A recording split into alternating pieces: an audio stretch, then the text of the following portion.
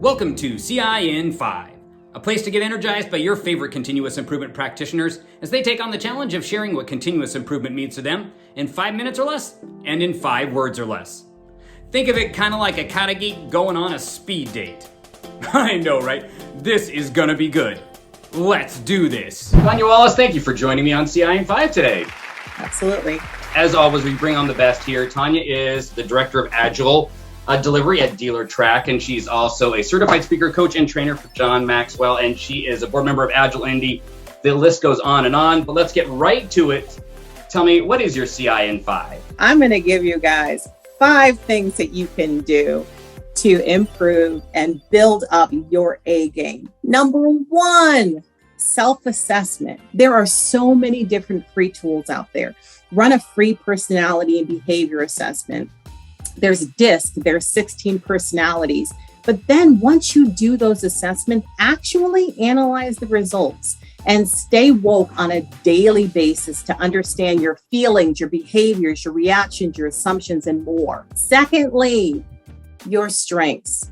Walk in confidence now that you know who you are after you do your self-analysis, and start to use those strengths. Be intentional about finding opportunities within your space to use and promote your strengths. 3, self-regulation. Controlling your behaviors that are not productive or counterintuitive. Oh my gosh. You need to make sure that you are understanding some of the behaviors that you guys are bringing forward aren't always productive, right? So sometimes you have to be courageous and transparent about knowing who you are and then regulating some of those behaviors so that you can bring out the best you. The 4th one is the stunner. Social awareness, Sam, social awareness. Realizing that some of those behaviors that we talked about don't allow you to bring your A game on a regular basis. Make sure that you read the room. The goal here is not just to do you. The goal is to win the hearts and the minds of others so that together you can reach that goal. All right, I'm dropping the mic on the 5th one. Daily retrospect on your behaviors and how others reacted to your behaviors. You're sitting in a meeting, you're going through this meeting and all this adrenaline is pumping. You know what? After the meeting, take 5. Sit down with yourself. Think about the reactions that you received, right? How were people's expressions on their face? What was your body language like? What was the tone of the voice? Did you shut them down or did you bring them up? What did you do?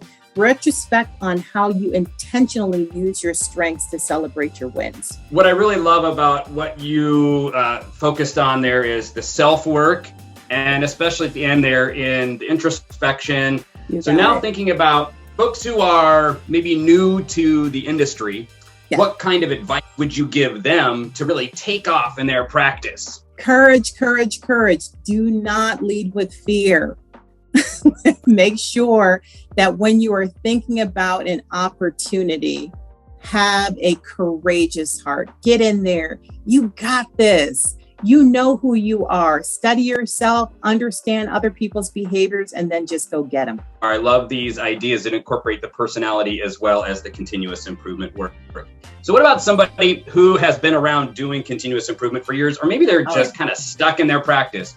What kind of encouragement or advice would you give to kind of spark their practice back up again? So sometimes people get stuck in a rut. I call it just stuck in a rut. They don't understand why they're not being promoted, why they're not winning the goal, why they feel lethargic on a daily basis. Sometimes you need to go back, start at the beginning, reassess who you are, remember who you are, remember those strengths, and then start to build and work on understanding who's on your team, who's in the room, and understand that sometimes, like I said before, sometimes the problem is you. I can see that you got a lot of energy. You really enjoy what you do. You enjoy making a difference and impacting people in these areas of personality as well as your agile work. But what gives you the most joy in your practice in continuous improvement? So I think the thing that gives me the most passion and pleasure about doing this work is seeing people win. A lot of people focus on goals as a tangible thing, right? Getting something into production, making sure that we're hitting the numbers. And I love that too, right? There's a lot of CI that sits in those spaces. But seeing someone exponentially grow inside, and their behaviors and their confidence is increasing and rising, and they're able to then hit higher goals, that to me is, I love it. If you have gotten as much energy, confidence, courage, all the things in just this short conversation that I've got, then hey, what are you doing? Get over, connect with Tonya right now. No, stop right now. Go connect with her on LinkedIn. We love the work you're doing. So thank you so much for joining us on CIN5 today, Tonya. It's been brilliant. Thank you, Sam. I appreciate the invite. Thanks for joining us for CIN5, the place to get your shot of inspiration and wisdom to move you forward on your continuous improvement journey. And for more inspiration, join the Live on Purpose LinkedIn group. We are a diverse community that supports each other to find and live out our purpose every day. We would love to add your voice to our family. Join now by clicking the link in today's post. Until next time, when we invite another one of your favorite lean thinkers to share their CIN5, stay calm and Kaizen.